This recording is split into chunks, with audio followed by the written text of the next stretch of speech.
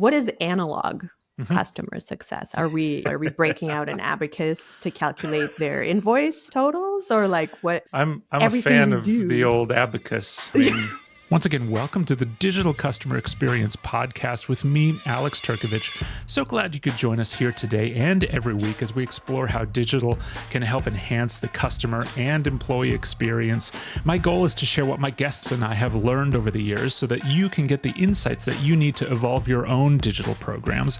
If you'd like more info, need to get in touch, or sign up for the weekly companion newsletter that has additional articles and resources in it, go to digitalcustomersuccess.com. For now, let's get started. Greetings and welcome to episode 64 of the Digital CX Podcast. My name is Alex Turkovich. It's so great to have you back this week.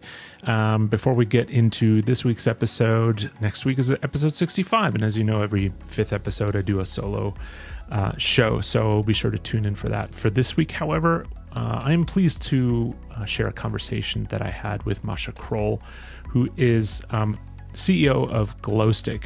Now, I've been hosting quite a few founders on the podcast recently, which you might have picked up on. But and part of the reason for that is there are some people doing some absolutely incredible things for CS. I mean, for a long time, CS was this kind of void of tooling, and I think with the proliferation of AI and the drop in expense around development of apps, we're seeing this proliferation of new apps come about that are specifically for post-sale and customer success team, and Glowstick is no different. So we definitely talk about what Glowstick does, which essentially uses some of the conversations you're having with your customers to help you tease out cross-sell, upsell potential and whatnot. But we dig into Masha's background quite a bit. We talk a lot about collaboration between especially CS and commercial teams. So she's been thinking a lot about that, and specifically around the concept of CSQLs, which I know is top of mind for a lot of us as well. So I hope you enjoyed this conversation with Masha Krol, because I sure did. Let's keep trucking with it. Masha, welcome to the show. Really happy Thanks to have for you. having me, Alex. Mm-hmm. For sure. When we first met like a few months ago, I was like, immediately the vibe is there. You have cool stuff to talk about. I was like, okay, let's go. Come on the show. Let's talk about stuff. Do this thing. That's right. I mean, obviously we want to get a little bit into who you are as a person. And I mean, your background is just insane. I would invite anyone to go look at your LinkedIn profile, like history and stuff, because there's some pretty amazing stuff on there. But do you want to give us a little bit of sense of your journey and where you've been and what you're doing today? Yeah, I do hope that folks take you up on that invitation, because I love LinkedIn friends. I'm not on any other social media, which is so weird. That's awesome. It's literally LinkedIn. What does that say about me? I don't even know. But yeah, so I mean, I grew up in computer science and psychology, which in the real world translated into being first a developer, then a UX designer, then a product manager. And actually just before starting Glowstick AI, I led the human AI interaction team at a high growth AI startup in the last peak of AI hype back in 2018. Right. Some of us will remember deep learning. That's right. Yeah. The buzz phrase of the past, which I mean, the techniques have survived, and it's just, we don't call them that anymore, I guess. Yeah. But yeah, I got into customer success in particular when my co-founder, who had stood up the developer on-call program for the CS team at his previous company, kind of introduced me to this brave customer success world. And I just thought, oh man, like this should have been my first stop as a product person, like as a developer, as a designer, as a product manager. How sad is it that I've never heard of this department before? Yeah. And I'd been at huge companies. Like I'd started my career at IBM, and I worked at mostly B2B SaaS companies, but just I'd been all around the block and kind of really just put the blinders on as a product person and never really stood next to those commercial teams, including customer success. I always wonder, thinking back, like how many other product people are kind of in a similar situation to Yeah. me. We talk about echo chambers, right? We were just talking about the Mhm. CS echo chamber before we kind of got on the podcast, but I feel like that's true for every department. I'm all about break down the silos, That's right. take the walls down. Yeah, that's it's an interesting phenomena, right? And I've had a couple of other founders and a couple other product folks on as well who have expressed kind of similar things where I mean, in some cases I'm just like blown away at how separate product and CS teams tend to be in organizations, like from a just non-communicative standpoint, because Totally. there is so much insanely valuable feedback that comes by way of customer success, or we'll just call it post-sale teams in general. Hmm. But then on the flip side too, you're having product drip feed all of the stuff that they're working on through CS teams for distribution to the customer base is like such an overlooked thing. A lot of times there's some organizations that do that stuff like really well, but I think Hmm. they are the exception. Yeah, it's quite rare, I find. And it is always interesting to me because I remember one of my bigger challenges when I was back working on user experience design for products. I would always be looking for users to Mm, talk to. I would yeah. always be looking. And it just boggles my mind that I never thought and never got introduced into those teams. Like sometimes I would get some introductions to sales folks, but never post sales. It's been an interesting journey of discovery. For sure. And now, I mean, with Glowstick, you're deeply embedded into the problem, basically, right? Do you want to talk a little bit about what you're working on there? Sure. Yeah. So with Glowstick AI, we're really kind of the sidekick for post sales teams, in particular, analyzing their conversations that they're already recording with their customers. Yeah. And we look specifically for signs of growth within accounts and kind of surfacing that up to the right folks at the right point in time. And our thesis for the problem was always that these are the things that our customers are telling us that is pure gold that is locked in these recordings that nobody ever goes back over, nobody ever checks, and they just get lost. And that is the source of potential opportunities, potential commercial opportunities, but also potential product improvements, potential ways to increase the quality of service, whatever it might be, whatever the outcomes are that you're driving towards the business. The clues toward how Mm, to get there faster and better are locked within the customer conversations. And thanks to the proliferation of platforms like Zoom, like Gong, like Chorus, we're recording all of those things. It's not humanly possible to go back over and yeah. figure out what's happening in them. So Glowstick is there to kind of be the AI kind of sieve to Yeah. catch the gold, right? Your data, it's your backroom data analyst team. What I especially like about we were talking about silos. Another silo that exists, or division that exists, is between your revenue sales team and your post sale team. And so I think a lot of times when we think about AI tools and things that aggregate out of call transcriptions and stuff like that, we're thinking about things that can identify risk and churn risk and all of that kind of stuff, which is of course insanely important. But what I think is missing in a lot of those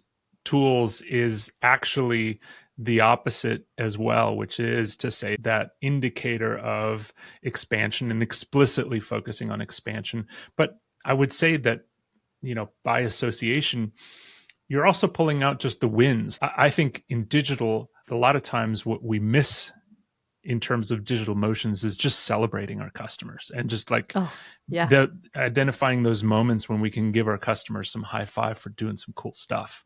And I would imagine Mhm. that's kind of tangential kind of output that you're getting there as well. Yeah, well, this is the interesting thing is when a customer expresses a particular need or a goal that they are interested in hitting, and you have a product offering that matches that particular need, it usually comes on the heel of them having experienced some kind of a valuable outcome for their business Yeah. with your original offering that you engaged on. That's the crucial difference, I think, in kind of pre-sale than post-sale, right? Or if you want a left side of the revenue bow tie and right side of the revenue bow tie, like that is the crucial difference, is that you already have a lot of that data. You can make much more intelligent proposals, pitches, ideation sessions with your customer based on all the information that you already have. And if you're not doing that, you're missing out. Mm-hmm. Yeah, for sure. And we leave that stuff on the table all the time. And I think that'll be the bulk of our conversation today, because it's a cool topic, and one that I urge everybody to kind of dig in a little bit, and maybe hopefully walk away with a couple of tangible things that they can go implement in their org today. One of the things that I do want to ask you, though, which is a question that I ask all of my guests, which is what your elevator pitch of digital CS would be. And I'm particularly interested in your kind of answer here, because you're not traditionally from CS. You don't live in digital CS all day long. And I love answers from people like you, because you bring a fresh perspective, probably. Yeah, I'm sure you have heard this gripe before, but I kind of struggled with this one, because like in our current day and age, what isn't digital customer success, in the sense of what is analog customer success? Are we breaking out an abacus to calculate their invoice totals, or like what? I'm a fan of the old abacus. I mean, I keep mine right down here. Yeah. This is your ROI. Works great. No, but if I consider this question just from the perspective of kind of scope of work, right? Everything we do is digital in some form. Yeah. Like my notes for sure have moved from scribbling on Post-its or notebooks to online platforms like Obsidian or whatever. I love that. I basically think now only in Miro Post-its. Like there is no other way to think. I have a whiteboard behind me, but as soon as, I start scribbling on it, I'm like, how's my team going to know what I'm thinking about? So I just move over. So I think, and we like the main crucial, I think, task of customer success or customer facing teams in general being engaging with our customers, that also all happens digitally, right? It's whether it's on email or in Slack or on Zoom, like sure, we are present there to have those conversations more often than not. But and we look at what's happening in our products with digital analytics tools, right? Google Analytics or PostHog or whatever. So what analog things do we even do in our work anymore? So anyway, all that to say, I'm generally, I think, a person that refuses to be put in a box. I think everything we do is digital.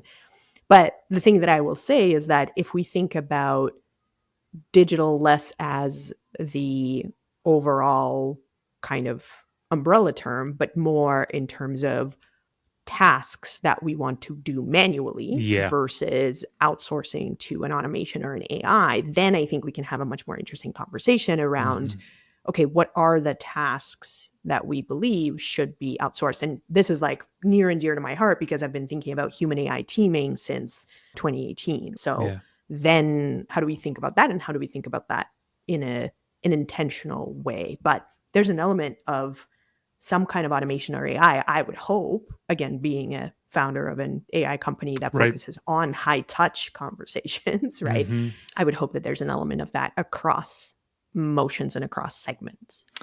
What I love about your approach to the answer is that it reinforces something that I and others have been just preaching a lot lately, which is to say that digital and CS kind of should work hand in hand. It isn't like you've got some customers that only get your digital stuff and some customers that only get your handheld white glove kind of stuff. And there are a lot of organizations that operate that way, but ideally you'd have both intersecting to where the human feels supported by the digital motions, whether it's the human customer or the human CSM or the human post-sale, whatever you want to call it. Like the tools are there to support the human. And so I think digital CS, as much as it started out being very customer focused and we're going to do these email drip campaigns and all this kind of stuff, I think the pendulum is swinging towards even more so like internal team support and all that kind of stuff. And I had to laugh as you were talking about your note-taking habits, because here I am. I still use my trusty old 3x5 note cards. I love that for you. If that works for you, that works for you, right? Again, you've decided that's a task that you don't want to outsource to a Yeah. digital second brain or whatever. But I do also wonder if that might be an atavism of our inability to segment our customers in a tractable way beyond per account, in the sense of we used to segment our customers by things like employee count, spend, industry, things that are quite discrete. And again, you'll notice my inability to be put in boxes come through here, but wouldn't it be much more interesting to segment our customers based on the outcomes that they're trying to achieve, and or based on the tasks that they are trying to perform, that they are hiring our product to do, right? So then the best method of delivery of supporting information that is required for customers or for the internal teams to deliver it would be chosen independent of where the account sits in a traditional sort of segmentation map, right? Yeah. Because the go-to is, okay, customers over X ACV get this, and customers under X ACV get this. Okay, sure, it's a starting point, but Right. And I get the need to focus on your higher value customers. Totally get that. But what about those customers who, big logos that are only spending a small amount of money, for instance, or Right. something like that? Or what Yeah. about customers who are using a certain product where it's easier to do in product stuff versus customers that are in an on-prem? Like, the variables that go into deciding account segmentation should extend beyond just how much money they're spending with you. Totally. And that's why I'm even thinking about, can we move beyond account segmentation and go more towards task segmentation, in the sense that your super high value account, if they're interested in training on a particular super nerdy aspect of your product, it ought to depend on the person who's interested in receiving the training, whether they get it through a digital resource or they get it through a digital webinar, or they get it through an on-site visit from a super trainer who sits beside them and holds their hand. Again, within reason, right? I'm not saying that we should blow away our margins, but from the perspective of, if I'm a super high spend account with you, Alex, I still might want to do things on my own, Right. right? I still might not want to get on 55 calls a year with you. So I think it's an interesting question. And I do feel like part of it is just tractability of the problem, right? It's very easy to sort by highest ARR and just focus on the top 10%, Yeah. right? And to your point, that immediately misses all the opportunities of smaller spend accounts that have high potential. You don't know if they're tammed out and that's why they're spending a lot, or they're spending a lot and they want to spend more because they have propensity to spend more. And I mean, we could go down this rabbit hole forever, but then identifying your key personas and what they should do to drive success in your platform and driving those Right. behaviors. Yeah, it's like a whole science and an art. One of the things that I think this directly correlates to, though, is not just kind of driving behaviors with your customer and customer personas, but then those internal behaviors too. In prepping for the show, you and I talked a lot about kind of that relationship between commercial teams and post-sale teams and CS teams. And I wanted to dig into that a little bit more by way of just understanding what you've learned over the past few years of things that you feel like you've seen work particularly well, maybe among your customers or elsewhere, with like playbooks between CS and sales and things that have fallen flat on their face, maybe those kinds of things. Yeah. No, it's a great question. I think this is a multidimensional problem for sure. And the right answer for each individual company kind of evaluating those internal collaboration models is going to be different. Yeah. So the dimensions that I've kind of thought about and I think are worth considering are, first, again, what outcome is your customer trying to achieve, like that they're hiring your product to do? How complex or simple is it? So, by the way, by simple, I don't mean easy, but Right. I mean how grokkable is it, right? I'm trying to get some lunch, or is it more complex, like I'm trying to increase sales of my e-commerce store, right? And then, therefore, as a second dimension, how simple is your product that is Mhm. trying to solve and help the customer get to that outcome? Is it I hook up Stripe and now I can accept payments? Or is it I've set up this new software stack to support this process, but how do I get people to use it, and change management and doesn't work as well as I wanted to? What are the crawl, walk, run steps for this, right? There's gradations kind of in all directions. And then, of course, who are the people that I have on the team? A lot of the times, as you and I talked about, CS teams and commercial teams, sales teams, account management teams, there is a distinct, sometimes, difference in goals, but also in inherent motivations and interest, right? A lot of the times, customer success teams are really focused on adoption and making sure that the customer is getting value. Yeah. Whereas a lot of the times the commercial teams are much more focused on extracting the value from the relationship.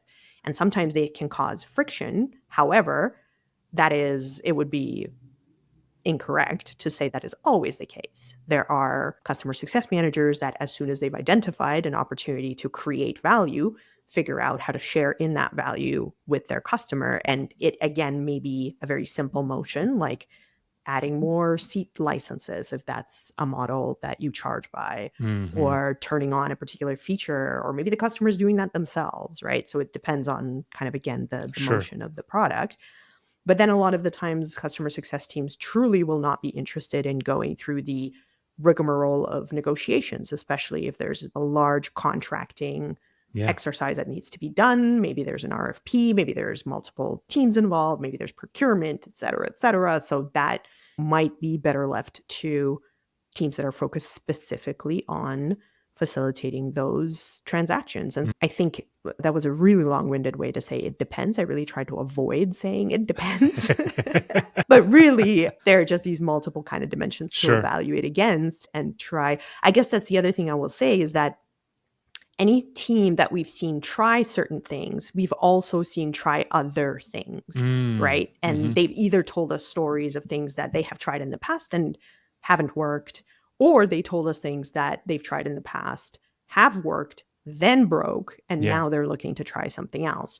So I think there are also natural inflection points and ebbs and flows within the stage of maturity of the company, the Sure. product, the offering, the industry, right? Yeah. And the category, and therefore your customers' adoption of all things said before that require different models. Yeah.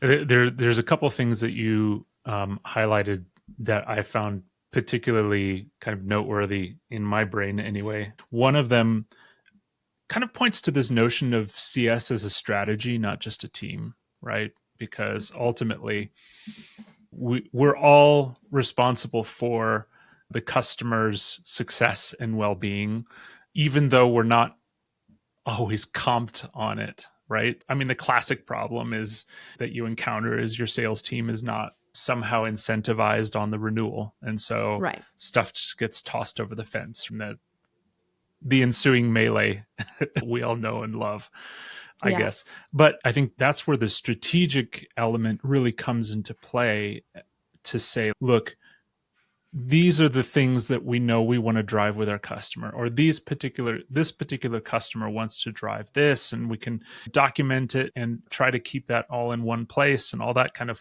fun stuff. But ultimately what it boils down to is like the strategic foresight to not just put those things in place, but then also make sure the incentive structure is there for your teams to go drive that thing, because if they're not, then you might as well just not do it. Absolutely. And I think this will maybe dovetail us nicely into kind of the next topic of conversation, but we see this a lot, in particular with customer success qualified lead Yeah. programs that Mhm. customers try to stand up. And so there are also natural progressions to the problems that you're trying to solve or the outcomes that you're trying to drive with your CSQL program. And you ought to be pretty explicit about those as you stand them up. Because as an example, if your big thing that you're trying to solve for is identifying potential leads, you're going to structure the program and incentivize people differently than Mm. if what you're trying to really drive is qualified pipeline, Yeah. right? So there's a big difference between identifying leads and then identifying qualified leads. And depending on where you are in standing up the program and depending on the maturity and the lack or abundance of sales skills across your commercial team or your post-sales team Yeah. is going to determine where you sort of place your bets. That was one of the things that we found working with folks enabling kind of using Glowstick AI's technology to essentially kind of search back through the conversations that are being had with the customers to identify the portions of the Mm. conversation where the customer is speaking to that need, and then augmenting the sort of collaboration between the CSM and the account manager to facilitate those discussions, but with input from the customer's own mouth, because that's the thing that gets lost a lot. But if you're specifically targeting, okay, we just need to see if we can identify some leads, Yeah. then you might actually incentivize on logging a CSQL. And then over time, you might find that you've got way too many of them. If the key plot here is to just draw your CSQLs and plot them by CRM stage and look at the shape Mm. of the Yeah. graph that you've got, right? And if it looks like a U, then you've got an issue.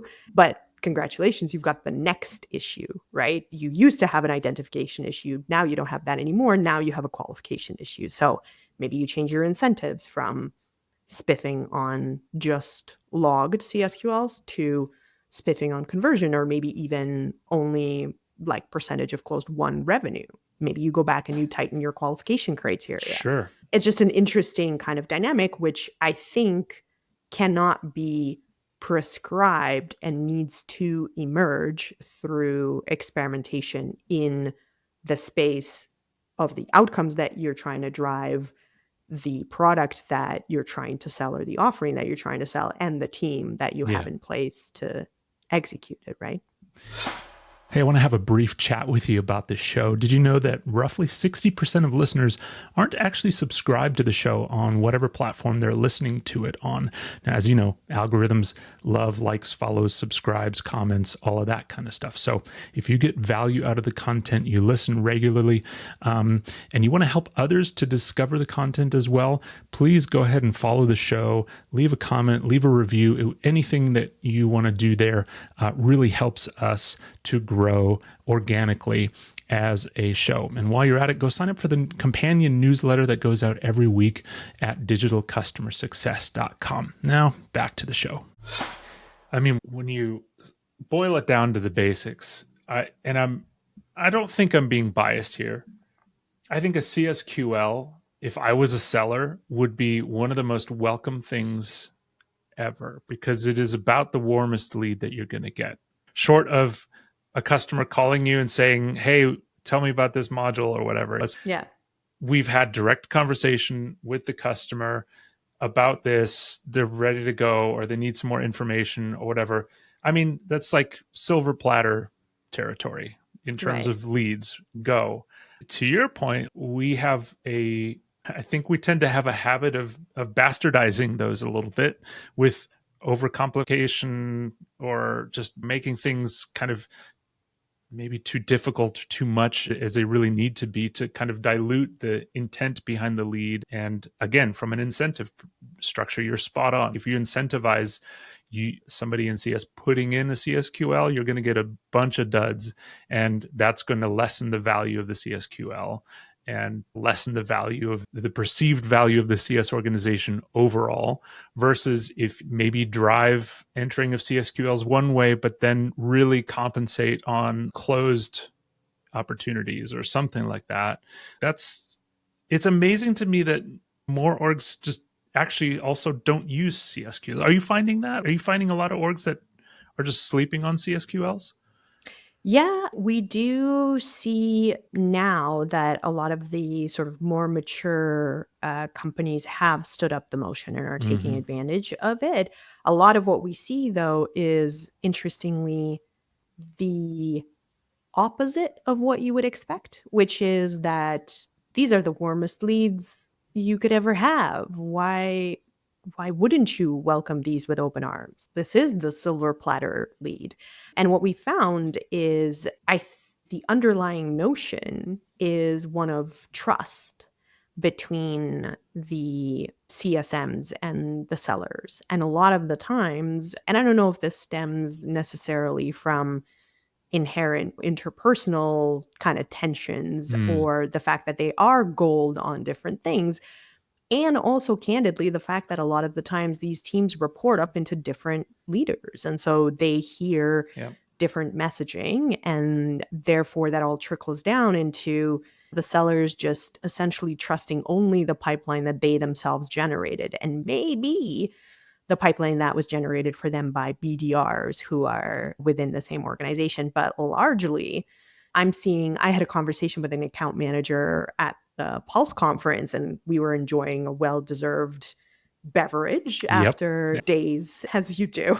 Kombucha. It was kombucha, all right? Sure. But it was late. It was late in the evening, and we were having a great conversation, and it was the last day of the conference, and they mentioned to me that they're going to button it up and call it a night to take an 8 a.m. call with the customer the next day. And their exact words were, because we can't have enough pipeline. And it just struck me really Mm. as a fascinating statement because I knew in particular that these particular teams had so much in terms of CSQLs coming from their CSM team. So Mm. we've observed a really interesting anomaly in the behavior of customer success and sales teams attempting to sort of bridge that divide. And while some teams have seen, actually, most teams, I would say, have seen value from CSQL programs, the majority of them are not being run optimally. And the majority of them are not, in fact, inspiring the building of trust between these teams and are potentially even destroying them to the point where the receiver commercial sellers treat CSQLs as noise, Mm-hmm. which is at the end of the day unfortunate for the customer more than anybody else, Right. candidly. Yeah, for sure. I it, to me this just points back to the importance of change management with this kind of stuff. If you go implement this kind of stuff, you got to spend probably 10 times the amount of effort to actually talk about it and reinforce it and those kinds of things than you actually did to build it and put it in place. Yeah. Well, and I think the other thing here is that we have so many signals coming from so many different systems Mm-hmm. into our CS teams, into our post sales teams, into our pre sales teams, candidly, that once sellers identify at least some ways that they have realized they can generate opportunities for themselves, it is very difficult without, to your point, effective change management to sort of drive behavior change. Mm. And even if it seems like a complete no brainer to chase after essentially one step down after hand raisers, which is a CSQL, it becomes something that is just added to the platter. So Yep. all of a sudden, the silver platter is not visible because there are just so many things on it. So yeah, that's been a really interesting discovery for us as well, and trying to figure out how to fit in. I don't think there is space anymore for yet another tool, yet another kind of addition to the stack. There's Right. just too many things happening, and the climate is just not there to introduce super niche point solutions. Mm-hmm. It's been an interesting challenge for us, and that's why we're super excited to be partnering with Gainsight to drive our signals into the Gainsight platform available to then Gainsight customers so that they Mm-hmm. don't have to go somewhere else and look at those things. They can just get it all in one place within that kind of unified customer 360, right? Yeah. It's a super important point because you're right. There, especially now with the cost of development kind of plummeting, there's a lot of apps out there and there's a lot of players out there that just there's so many like niche use cases, but what you're left with is a really confused customer base. They're like, what? Okay, Totally. I don't have any more space for another tool to come in and try to solve this problem in a slightly different way than the other ones are. Well, and then you get the whole, and this is my current soapbox, but you get the idea of paying for AI. Yeah. One of the reasons we started Glowstick was that back at my previous company called Element AI, where I ran the human AI interaction team, we learned that one of the things that you will not be able to ever get your subject matter experts to do is to essentially label data for the sake of labeling data. But if that kind of labeling resulted in tangible revenue outcomes for them, then they will do it all day long. From the start, we have been designing Glowstick to be sure AI at its core, because we believe the technology has the capability to allow tasks that were previously intractable to become available to us. Yep. However, the point was never to sell AI. The point was always to sell outcomes and then as exhaust generate more data for AI models to improve and therefore continue to generate ever better outcomes. So it really concerns me when in every freaking tool today, there is a buy AI option. Yeah. And it's additionally, I feel, deceiving because all of it is just making calls to OpenAI. Yeah, it's kind of like when you go buy a car and the dealer is trying to charge you with a $2,000 kind of inventory fee and all this kind of stuff. And this is the cost of doing business. If you're going to have a tool that does this kind of stuff, the AI element is like part of the mechanism that gets you there, and the outcomes, to your point, is what you're purchasing. The value is what you're purchasing, not the fact that it's like referencing a large language model. But also the same large language model that I'm paying in this next tool for access to. Like that part is really concerning me. And I'm pretty sure we're just in the really weird spot in the market right now where all these things are arriving. But it's kind of, I wonder if we're going to have the sort of Netflix moment of AI in the sense that, wait, hold on, let's see if we can drive this analogy. Okay, I'm just curious because we used to have over the air, like you had access to basic channels, right? You had access to basic cable. Don't even remember if you had to pay for that. But eventually we got to a point where it was like, oh, pay-per-view, right? And you started to have bundles, you started to have satellite, and all of a sudden you were paying to access these sets of channels. And then every time you wanted to watch a single movie, you had to pay for the channel to get that one movie, which then translated into the whole torrenting and pirating ecosystem. Remember LimeWire? I sure do. Napster, right? I was an MIRC geek. There you go. There you go. Oh my gosh, remember ICQ? I sure do. They just shut down. Did you see? 27 years. I'm like, people don't live that long. Well, it's funny because I got really sad and nostalgic when I saw the announcement that they were shutting down. But then I was like, I haven't used it in 20 years. Oh, no. Okay, hold on. So back to the point I was trying to make. So they essentially got unbundled by the fact that you couldn't buy a singular movie. You had to get a full channel. And so that's where pirate kind of approaches came into play and the whole torrenting thing. And then you could get that. And then the Netflixes of the world came about to kind of, or the iTunes of the world came about to kind of offer you an ability to very easily and legally purchase the individual or singular thing that you were trying to get. And then even they moved on from that. So we've made the full circle back to now you have to pay for Netflix and Amazon Prime and Crave and whatever else. Hulu to get the one Right. show, Yeah. right? So it does feel like there's kind of a cyclical ebb and flow to it. And I wonder if we're kind of in that moment of AIing access to large language models, if for the purposes of this conversation, where right now you're essentially paying for the same thing across multiple tools. And at some point, we're just going to get the like unification of that. And somebody's going to offer the, okay, carry your own AI with you, pay for it once, apply it everywhere. And then the merry-go-round will continue its jolly. I think there's something to that for sure. Because I mean, I'm just thinking about it. It's like, where all am I paying for AI? I'm paying for it through OpenAI. I have a Perplexity license, which I freaking love Perplexity.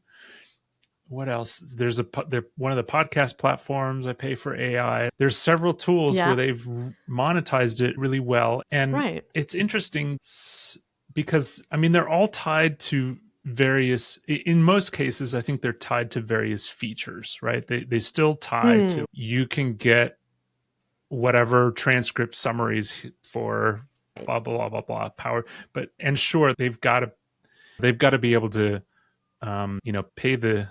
pay the processing bill, so to speak, for that kind of stuff. But at what point does it just become an expectation that should be part of the product versus a nice to have or an upsell opportunity? Exactly. And how many times do I have to pay? Am I paying Miro AI to summarize my post-its? I'm paying Loom AI to summarize my videos. I'm paying whatever and Notion AI to search my own notes. Because we've got different models too, right? So you should be able to like take your preferred model and use it somewhere. Yeah, so I am curious about will we ever have the sort of the notion of bring your own model kind of a vision where we used to have bring your own device, right? So is that a thing that we could do? Yeah, BYO AI. And then also if I'm going through the work of, we started this conversation with, it's not really about a segment of customers getting all digital interactions or tech touch interactions, and then a segment of customers getting all high touch. That's not the point of digital. The point of digital is everything is digital. So let's think about the individual outcomes that they're trying to achieve, the individual tasks that they're trying to perform, which of them are best supported with a high touch motion, a tech touch motion, automation, AI, actual manual work, human interaction, etc. Now, can we kind of think about our jobs in a similar way, where our jobs are largely collections of tasks, right? Obviously, we have to curate the tasks, and they're, especially in the current world, they're pretty unbounded. We end up doing 20 things, all sorts of things. Yeah.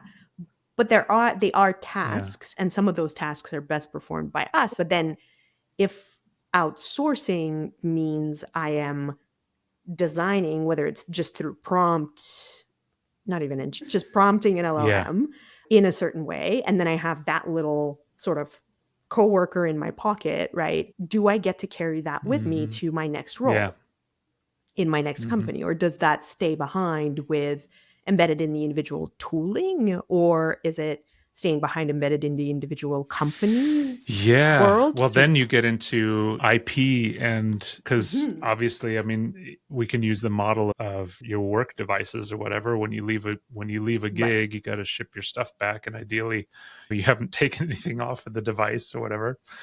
But in the case of artificial intelligence, I mean, what do you take with you versus what stays? And I think, I don't know. I like to think that the lines are pretty clear on that, just because you're doing stuff, you're being paid by someone to do stuff for them using artificial intelligence, and because they've paid you, does that then remain the intellectual property of that employer? Or in the case that we probably have today, where people are just using their own personal subscriptions to OpenAI or ChatGPT to do a bunch of work that ideally should, it's tricky. Well, I think it's really tricky as well. I don't think the lines are very clear at all, because, and I think best analogy is not actually thinking maybe we led ourselves astray by comparing it to bring your own device, where of course you're expected to ship back your laptop and whatever USB keys you got or whatever it is. But as a customer success manager in particular, or as a seller, as an account manager, you develop relationships with customers, and what, you never speak to them again after you leave the company? That's some of the bigger value for hiring my next VP of sales or my next CRO or my next AE, that they actually have relationships at my target that they can then bring with them. And I'm pretty sure that's not something that we can actually constrain. And okay, fine, maybe even the Rolodex, but everything I learned in this job, I'm taking with me to my next role, right? You can't lobotomize me after I'm gone. And then, even though some may try, I don't know. But interview / lobotomy. Exactly. Did you ever see that? I think it's an Apple show. See, now we have to think about what channel it's on, but Severance, right? Yeah. Like, is that what we're talking bizarre. about? Yeah. So is AI kind of similar? Because of course, yes, there are off the shelf things, but if I'm tweaking it, if I'm prompting it in a particular way that works really well, in a sense, that's is my prompt. Kind of my IP, right? So you actually just reminded me of, I think, one of the undersung CSQLs out there, which is the tracking of a customer's employee who moves to a different company that isn't your customer.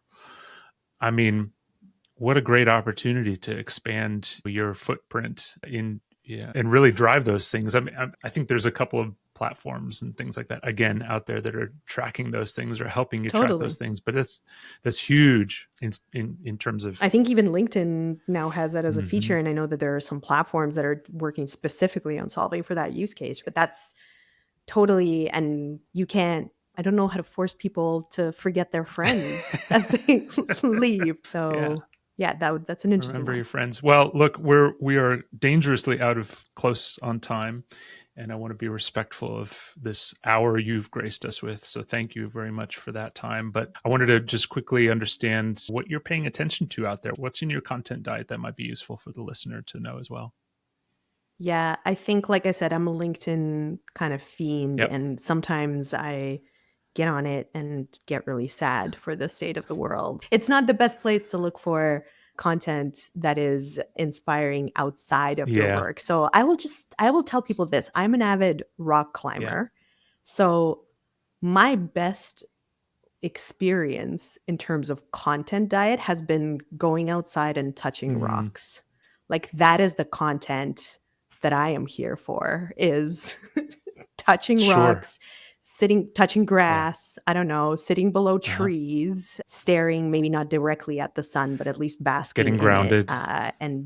Yeah, that's been the biggest, most awesome addition to my content diet. And I'm very glad that summer is finally here in the northern depths of Montreal, so I can actually enjoy that without freezing my butt off. That's amazing. That's cool.